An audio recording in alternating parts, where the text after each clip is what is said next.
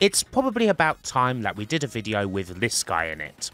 Kazuchika Okada, the guy who defined ProRes in the 2010s, the leading man, the textbook definition of a champion, a man who's done so much to raise the profile of Japanese pro wrestling, continues to do so to this day, and has had more all-time classic bouts than you can shake the proverbial stick at.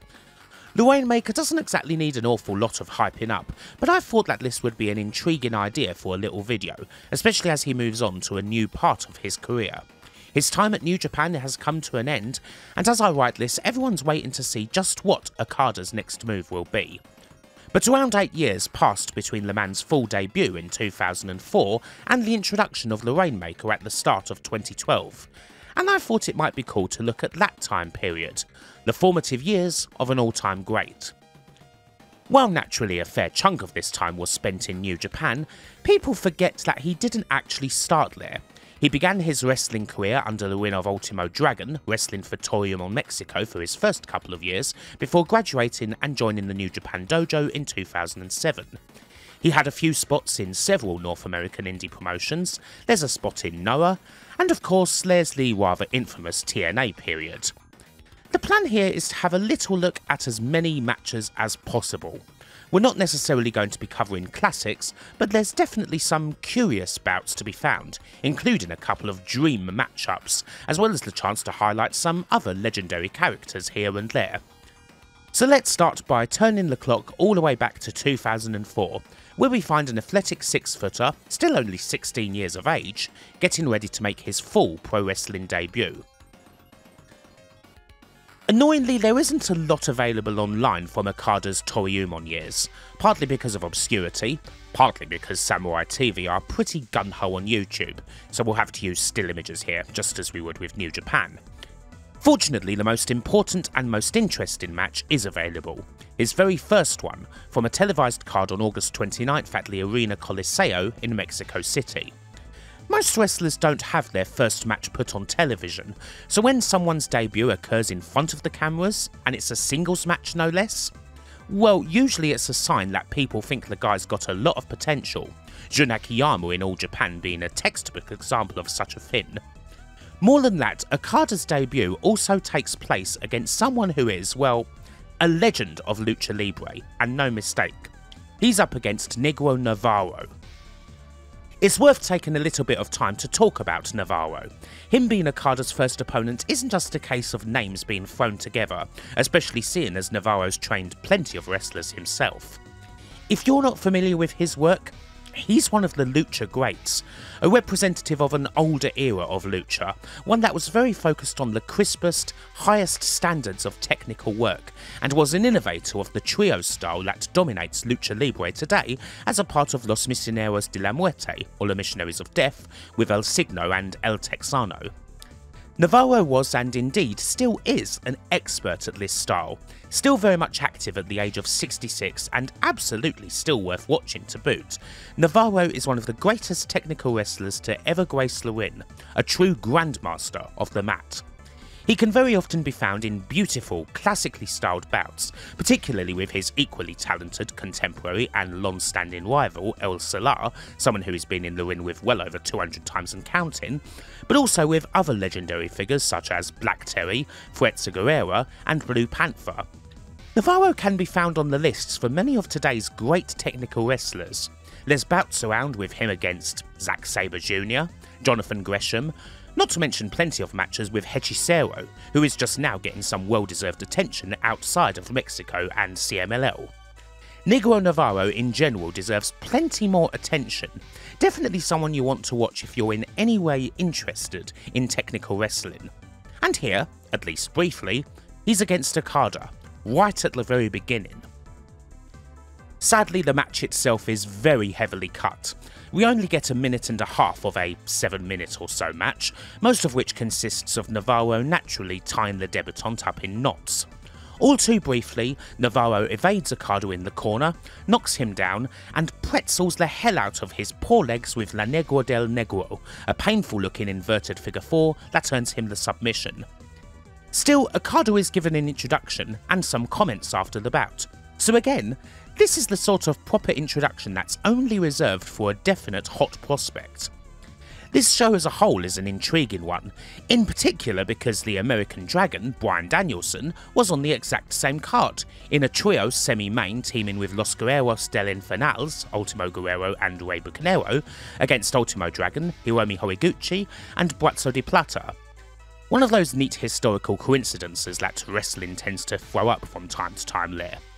Okada himself would continue to work in Toryumon until 2007, winning the Young Dragons Cup in 2005. But before he graduates, we are going to have a look at him in North America, specifically for indies such as the Canadian UWA and Chikara. We've got a few matches kicking about from this period. There's 3 in particular in the fairly short-lived UWA hardcore wrestling promotion from Ontario, Canada, that I would say are definitely worth a watch. First up, we've got a tag team bout from October 28, 2006, where Okada teams with his mentor and trainer, Ultimo Dragon, against no less a team than Alex Shelley and Chris Sabin. The soon-to-be Motor City Machine Guns had actually only just started teaming with each other regularly, but they'd already made a splash by winning the 01 Max titles in Japan, and those belts are on the line here. As for the whys of all of this, UWA Hardcore and Toryumon had a nice little agreement for probably around a year or so, starting with Ultimo himself making appearances and taking Okada along for the ride, and eventually leading up to a set of 2 very nice Toryumon vs UWA Hardcore joint shows in 2007. I presume that the agreement itself stems from the UWA's founder, Osiris, also being a Toryumon trainee alongside Okada before forming this promotion. You'd expect a pretty sweet tag bout from the 4 guys involved here, and that's what you get. Obviously the MCMG are just an absolutely beautiful, fluid team to watch. You just love to see it when Shelley and Sabin chain together those gorgeous double team moves, something akin to an even speedier Kaintai DX, and they're doing it while being brash and arrogant as all get out. Bloody awesome team, of course, you can barely fault this pair. Ultimo Dragon's naturally going to come in and hit a few of his famed spots at points, from the kick combos to a big outside dive. He's got those legend sort of spots down pat by this point, and obviously the crowd loves to see it. But how does Okada fare, seeing as we're focusing on him? He fares pretty damn well actually. Being the young apprentice, Okada's naturally going to be doing most of the selling here, and he does a very fine job of that, projecting more than enough for the crowd here in St John's Hall to get behind him, and he's got some nice fiery comebacks in him as well. It's fun in these early matches to pick out the spots he likes to use already, as well as ones he did like but kind of ebbed away with time. Some variation of a slam into a senton has always kind of been a part of his arsenal, and we see that here. A German suplex was his go-to finish in these black trunks and hair days, just to really ram the "I'm a young lion" factor home. And then, well, there's all the giant Bubba spots, which are kind of funny. Early Okada really likes to suddenly get in there with some light chop into the forehead, followed by a big leaping heavy one, not to mention a neckbreaker drop and Russian leg sweep. Pretty much all of these are trademark Bubba moves, and the crowd seems to dig them. Okada definitely shows a lot of potential in this match, only a couple of years into his career. But of course, he does end up taking the pin, with the MCMG taking Dragon out of the equation and then countering one into the corner, before hitting a double stomp followed by the cradle shock. There's a lot of respect before and after, and this match is a really good laugh. Worth seeking out, I would say. Before we go back to the UWA, we do have a little trip to Philly. Kazuchika Okada's one, and as it happens only, appearance in Chikara in something of a weirder match. He takes part in November 12, 2006's From Zero to Hero card at Lorraine Township Fire Hall in a singles match against Osiris, the aforementioned founder of the UWA hardcore promotion.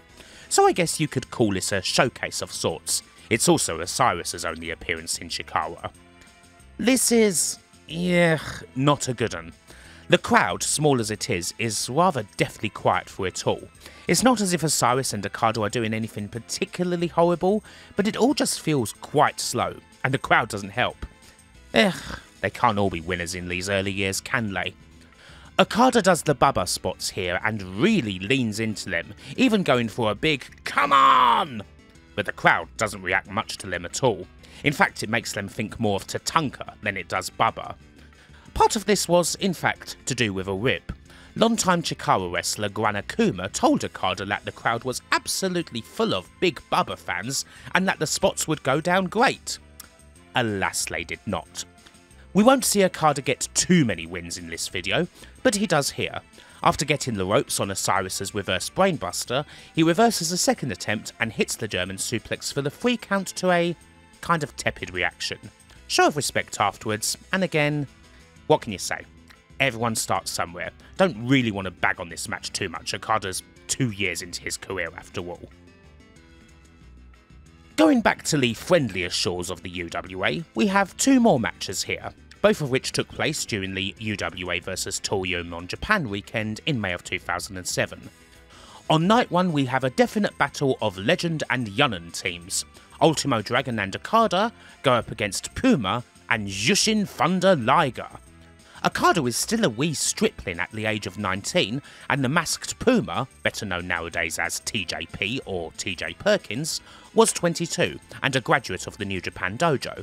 There were plans for him to be an American Tiger Mask of sorts, hence the gimmick, although this didn't really pan out in the end. Anywho, excellent match here. Obviously we're going to get Liger and Ultimo going at it, and they're certainly going to bring the goods, but we're also going to get the 2 Yunnans, and they're really going to impress. Puma had a couple of years on Okada at this point, and he's definitely got some wicked athleticism, but this is absolutely the best Okada has looked to date. He's hanging with Puma on those speedy exchanges and adding more and more to his offense, but I think that the selling is the most impressive, because he's really selling quite big already. Bigger than this venue. He still loves those Bubba spots, mind you. If there is one surprise about early Okada, it's all these Bubba spots, being thrown out by a 6-footer who is still, at this stage, classed as a junior heavyweight wrestler.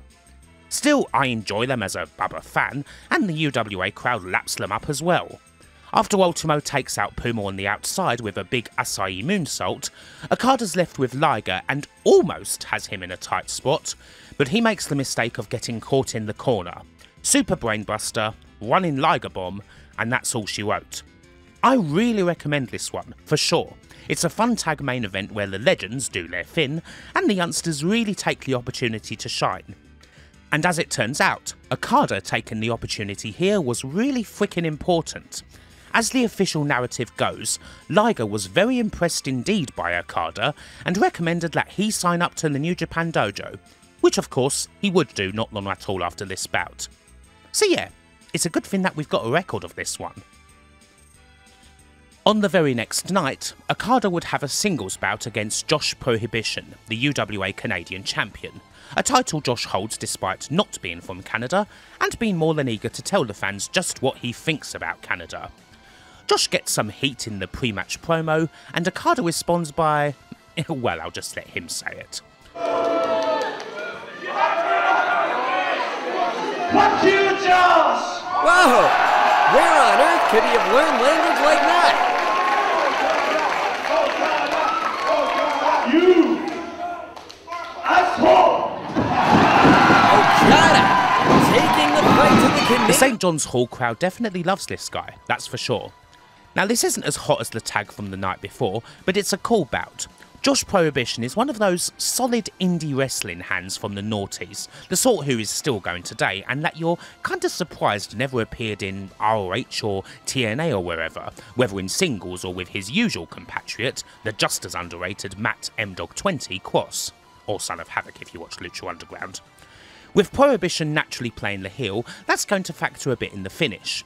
With Okada looking for his German suplex, Josh takes the opportunity to land a sneaky low blow, and eventually polishes Kazu off with his Drunken Driver, which is essentially a Tiger Driver 98.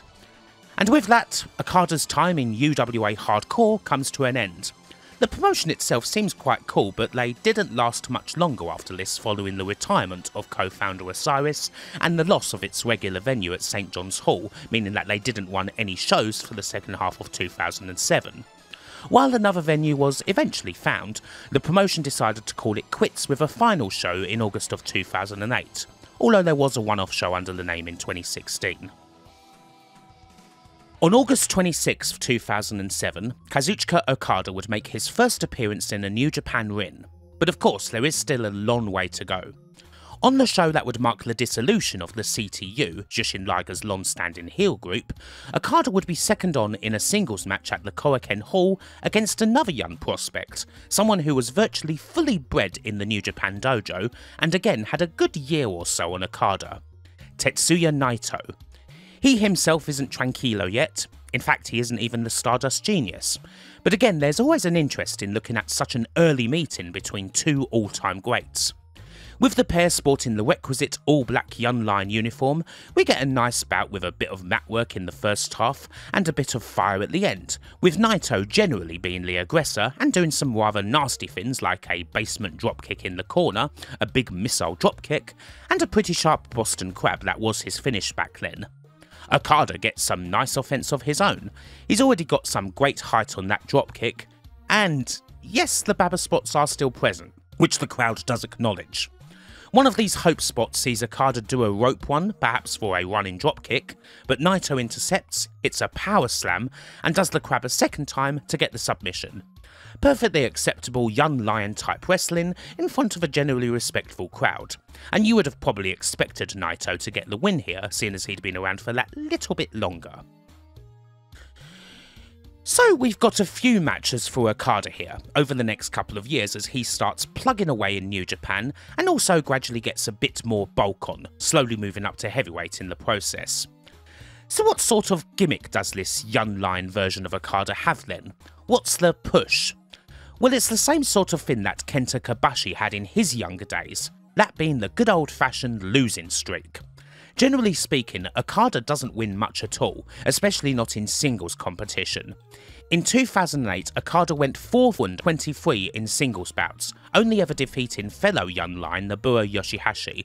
Now generally Young Lions don't win much in singles, but Okada is fairly extreme. But the quality of opponents tells its own story.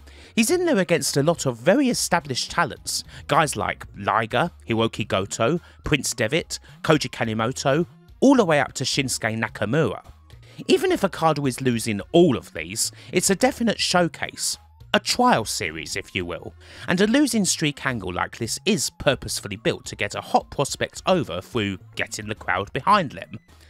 Still, the streak of largely losing singles bouts will continue in 2009, where again he doesn't beat anybody who isn't named Yoshihashi. However, he is getting more and more of a showcase in the tag and trio bouts at the same time, and the singles matches also tend to be a lot of fun, with there being some really nice ones against folks like Tajiri and Go Shiozaki, who was the GHC heavyweight champ at the time of his bout against Okada at the 2009 Dominion show. The losing streak does throw up some oddities though. I don't have a visual record of this, but on the 15th of July 2009, Kazu ate a pin against, of all people, Val Bloody Venus. Not even a joke. Val Venus has a perfect 1-0 singles record against the Rainmaker. In fact, it's 4-0 if you count tags. It should also be noted that on January 4th 2009, Okada made his Dome debut. He's in the curtain jerker of Wrestle Kingdom 3, teaming up with Yoshihashi and Mitsuhide Hirasawa, the future captain New Japan, against Milano Collection AT, Minoru, and Taichi Ishikari. Or, you know, just Taichi. While unfortunately I can't show an awful lot of these bouts because they're New Japan, there's definitely one bout that I would like to put a bit of focus on, that being Kazuchika Okada's one match in Noah, which was part of the very early days of what would end up being the never-ending Noah vs New Japan feud. It's a tag match, and it's one where Okada will share the win with another all-time legend. On May the 6th, 2009, at the Nippon Budokan, Okada teams up with New Japan veteran mainstay Hiroyoshi Tenzan to take on Noah youngster Akihiko Ito and Kenta Kobashi. This is a historically significant card. The main event match, the Global Tag League Final, sees Go Shiozaki and Mitsuharu Misawa defeat Kensuke Sasaki and Takeshi Morishima in what would be, tragically, the last big match of Misawa's career. And here, in the middle of the card, a Kobashi that's ever closer to the end of his career faces someone who is still on the way up. So naturally it's intriguing to see just how they interact with each other. This is another quite fun little match. Not a classic or anything, but an enjoyable watch. While this is a late Kobashi match and he's mostly getting in there to do a whole load of chops, it's certainly fun to see him interact with Tenzan, who's naturally got his own chops and headbutts to endlessly throw. However, both the Yununs do acquit themselves pretty well in this bout. There's some nice and fiery exchanges between Okada and Ito. Okada gets to show more and more in this tag bout. He's doing a big tope con hilo, he's more than willing to bring it to Kobashi when he's able to, and again he's doing a lot of great selling. In particular, there's a really nice Boston Crab sequence with him and Ito, one where Okada only just escapes getting submitted. Eventually, however, with Tenzan and Ito on the outside, Okada's left with Kobashi. And bless him, he tries his best. He's done some fine standing drop kicks and all sorts like that, but when he tries to run at Kobashi, he gets his block thoroughly knocked off with a lariat. And that's the match. You wouldn't kick this one out of bed, to be honest. Seeing Okada and Kobashi in the same ring, just this once, is a lot of fun. I've never been a big Tenzan fan at all, but he was burly enough to be nice in this tag, and Ito was really good too. It's a shame that his career ended up being quite short, as he chose to retire in early 2010. Okada is certainly getting featured a fair bit during this time period. Even if he is often on the losing end of bouts, he's constantly getting tested against strong opposition and often being given some time to establish his character on the mic and in the ring against some very serious operators. Even if no one could have possibly predicted just how far Kazuchika Okada was going to go from here, despite the losing streak and all of that, things certainly look bright, and much like a lot of other hot prospects over the years, in 2010 he is about ready to go on a foreign excursion. Right before he goes on said excursion, he has a bout on January the 31st against the face that runs the place, the once-in-a-century ace, Hiroshi Tanahashi. Naturally, Okada comes up short once again here, in what would be the very first singles bout between the pair, but he is still able to test Tana a little bit and push against him, eventually losing out to the high fly flow in around about 13 minutes. It's the end of his time as a young lion, and it is now time for him to go elsewhere for a bit and see what he can do. Although, as most people know, that's not going to work out quite as New Japan hoped it would. Of course, it's time for TNA.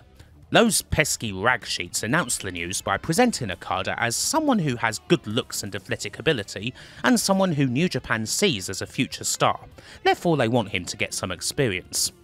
And yeah, he'll certainly get that. Although most of it will perhaps not be in the ring, seeing as Okada will have less than 20 matches in TNA over the course of his 20-month excursion.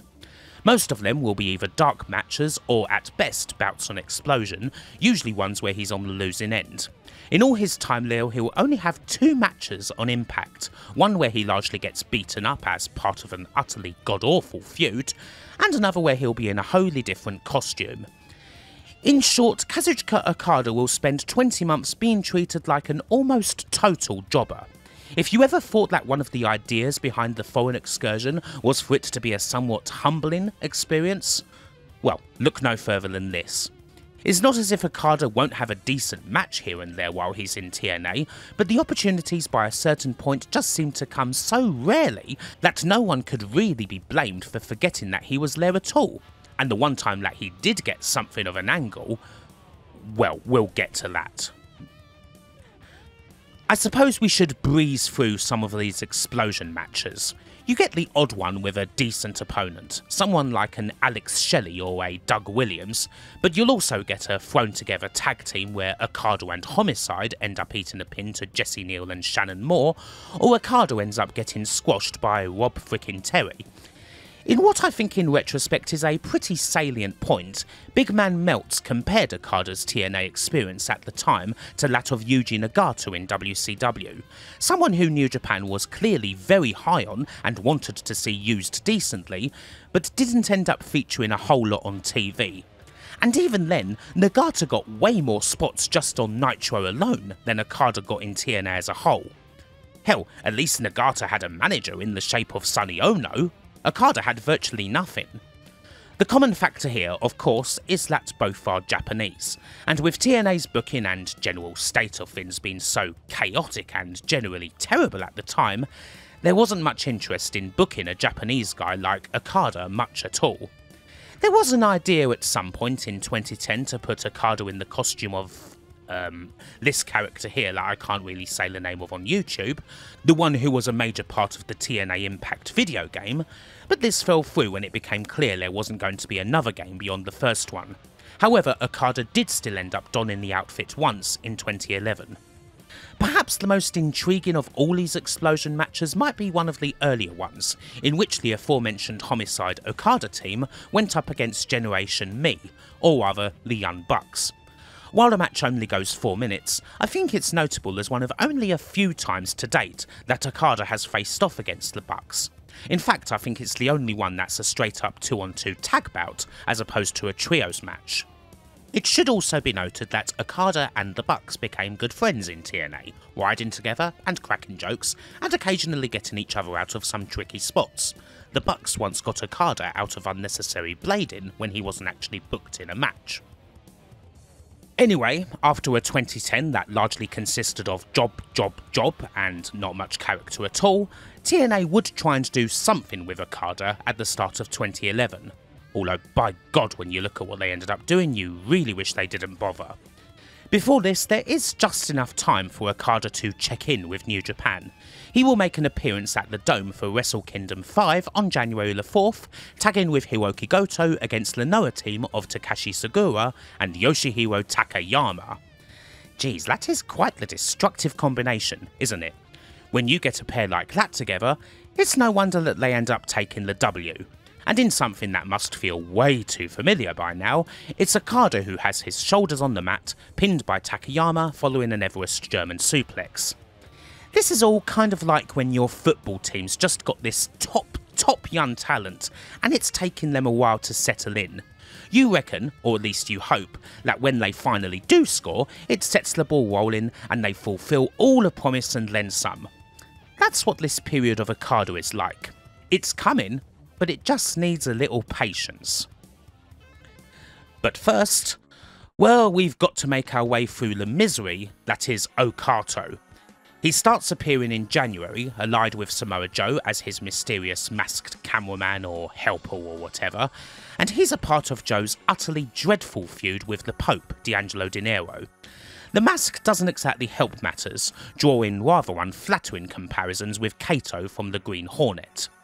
After helping Joe to defeat the Pope at Against All Odds in February, he has his first match as Okato against Pope on Impact, essentially a complete squash where Okato ends up winning by disqualification, but only because Dinero wanted to give him a solid beating with his brass knucks. A couple of weeks or so later, we get an absolute stinker of a backstage segment where Pope kidnaps Okato, ties him up, and essentially tortures him, even pulling a fake knife on him in order to lead Joe backstage. Typically dreadful TNA crap for the time. It's like someone looked at the old Tank Abbott and Big Al angle from WCW 2000 and decided it would be a good idea to run that back. Just pathetic, really. Needless to say, none of this helps Okato get over in any way, shape or form. He may as well be, I don't know, Ricardo Rodriguez or something. His final match in TNA, once again billed as Okada, came in June of 2011 when he lost a first round championship challenge tournament match to Alex Shelley. It's fair to say that Okada wasn't exactly positive about his time in TNA, saying in interviews long after the fact that he hated the company. Although recently, what with his return to a TNA ring and all of that, he has said that if the whole experience taught him one thing, it was the need to develop a strong character, and that without the hardships of TNA, he couldn't have truly become the Rainmaker. As most people probably know, New Japan themselves were utterly enraged with how TNA had handled their star prospect, and the result of that was the cutting of all ties between the promotions. Before we totally wrap up this section, there is one more curious indie match to look at. While Okada's TNA time is mostly remembered for him being Samoa Joe's sidekick, they did actually have one match with each other. Not in TNA, but in Jersey All Pro Wrestling back in 2010, not long after he'd popped up in TNA. It's not much of a match to speak of. Okada does kind of look a bit of a generic goober here, coming out to One Step Closer by Linkin Park if you please, but you can see that he's putting muscle on. Joe's had some pretty famous matches in JAPW, and it's his first time there in a couple of years, so needless to say he is treated like a god by this audience. This is a pretty short bout, and it is basically an extended squash. Joe runs through a few of the classics, noping out on an attempt at a top rope move by Okada, hitting the big elbow dive, face washing him, and after kicking the bejesus out of him in the corner, finishing him off with the muscle buster. This is currently the only time that Kazuchika Okada and Samoa Joe have ever faced each other, and if the now free agent Okada decides that AEW is where his future lies, hopefully it won't be the last. So, finally we get to Okada's return, where the true story of the Rainmaker begins. Still, this little bit is definitely worth examining, because even with Okada's return to New Japan, and considering just how quickly he went into the main event from there, it still wasn't all that straightforward. People kind of forget, or rather they don't care to remember, Okada's proper re-debut, the first introduction of the Rainmaker, when he came back on January 4th, 2012, inside the Dome at Wrestle Kingdom 6. Mainly they don't care to remember it because it was, by all measures, an absolute shocker of a debut. How so? Well, let's have a little look, at least in stills. Okada's return would be against a rather familiar opponent, Yoshihashi. Yoshi was just about the only person that Okada was able to defeat in singles bouts in the late noughties, but he'd been on his own for an excursion. His had largely happened in CMLL, and he'd certainly managed to wrestle a lot more than Okada got to do in TNA. And so this mid-card match is presented as the return of two hot prospects from their excursions, although it shouldn't be too hard to guess who's going to go over. Why is this debut so bad then? Well, for a start, just look at the bloody state of him when he comes out. The oh so familiar music plays, but he wears the jacket as if it's made out of a bin liner, his blonde hair is one of the worst dye jobs in wrestling history, and he doesn't have any frickin' eyebrows. Who the hell is this idiot? He looks like that 1-2-3 Kid wrestling figure. The bell's not even run and it's already shit. The match itself is a pretty average one to say the least. Yoshihashi's playing the heel and he doesn't do a bad job of it, even going so far as to gob on the ref at one point, which is kind of ear. But the two don't have much in the way of natural chemistry. Okada hits a nice dropkick, as usual, gets the advantage after Yoshi misses a swanton, hits a kind of weak air raid crash, and that brings us to the finish. We get an unconvincing arms stretched out pose before Okada grabs Yoshi's arm from behind and spins him around for an absolute wisp of a short arm clothesline, which much to the shock of the crowd is enough for the free. The already quiet crowd is kind of perplexed by the whole thing. I mean, this finisher is a complete turkey in every way. It's even worse than the guy's new look. So yeah, not a good reintroduction. Hell, compared to the Okada of 2009, it actually feels like this guy's gone backwards, as if TNA just completely destroyed him, broke his spirit. I've heard some people posit that this match and Okada's new appearance was awful by design, perhaps because that's the only way to justify what came next, so they completely dampened all expectations before the true Okada got to spread his wins. I don't know, are Jado and Gedo capable of such acts of mad genius? It's not something I'd rule out, but it seems crazy. Probably because it is. To top it all off, after the cracking main event of the night which sees Hiroshi Tanahashi defeat Minoru Suzuki for what was a then record 11th consecutive IWGP title defence, who should then come out to challenge him but this bloody idiot? Mr. Ratchet Salon himself, Just for Men's new spokesperson, who'd previously lost to Tanahashi in the final match before his excursion, is out to cement his return by defeating the once-in-a-century ace and ending his glorious, record-breaking title reign.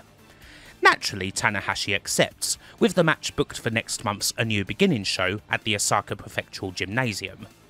The crowd are, well, they're even more perplexed, to be honest. Pretty far from convinced, that's for sure. Absolutely no one could have predicted what was to come. Nobody thought that on February the 12th, Okada would defeat Tanahashi. Nobody would have thought that the difference between Okada on this night in the Dome and the Okada who came out a month later in Osaka would be night and day. The bucket loads of presence, the sheer command of it all, and of course the ever-present Gedo by his side. No one who had seen the rather stinky match that Okada had at the Dome would have thought that this title match would be in any way good at all, let alone be a truly excellent and dramatic title bout. And no one who'd seen Okada beat Yoshihashi with one of the worst finishes of all time could have predicted the authoritative thump of the Rainmaker, as it took Tanahashi's head off and brought the curtain down on his reign. Indeed, a lot of people thought that, as good as this match was, it was all down to a big carry job by Tanahashi, and the decision to put the title on Okada so quickly, someone who may have been seen to have had negative momentum before this, was at the very least an utterly rash one, and at worst potentially catastrophic. Surely this guy isn't ready for any of this at all. But it didn't exactly take too long for most of those people to fall in line. The very next month, appropriately enough at New Japan's 40th anniversary show, Okada has his first defence against Tetsuya Naito, the man he faced in his first ever New Japan bout, and the pair put on an absolute classic, one for the ages. The rest is history. Kazuchika Okada, overnight, becomes lauded as one of the world's greatest wrestlers. The future of New Japan becomes its present, and Okada will be at the helm of the company for the next decade. 7 heavyweight title runs, G1 climaxes, an entire trophy room full of MVP awards, Wrestler of the Years, Match of the Years, the first Japanese wrestler to top the PWI 500, a staggering 27 matches rated at 5 stars or above, including a 7-star match. It's not exactly a bad one, is it? As this video comes out, Okada is moving on to another promotion, perhaps another era. We're still yet to see just what that is, or where that's going to be, but expectations are obviously right up in the stratosphere. After all, he's achieved so much already, and he is still only 36 years of age. With that in mind, it is nice to look back at the early years, where the expectations might not have necessarily been so high, but the promise was certainly there for sure. And happily, he'd deliver on it all and then some. Hopefully you've enjoyed this video, and until the next time, bye for now.